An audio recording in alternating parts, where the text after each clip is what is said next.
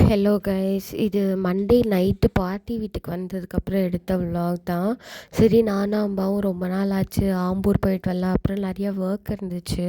அதுக்கப்புறம் போன உடனே அம்மாவோட அத்தை வீட்டுக்கு தான் போனோம். போனால் டீலாம் வச்சு கொடுத்தாங்க. நானும் ரூபாவும் போய் நாங்களே வச்சுக்கிட்டோம். பிகாஸ் பாட்டிக்கு ரொம்ப வயசாயிடுச்சு. அதுக்கப்புறம் சும்மா வீடெல்லாம் சுற்றி பார்த்துட்டு ரொம்ப எஸ்தட்டிக்காக இருக்கும் அந்த வீடெல்லாம். அடுத்த மறுநாள் வந்து தைப்பூசம்னு சொல்லிட்டு முருகர் கோயிலுக்கு போகலான்னு கிளம்பிட்டு இருந்தோம்.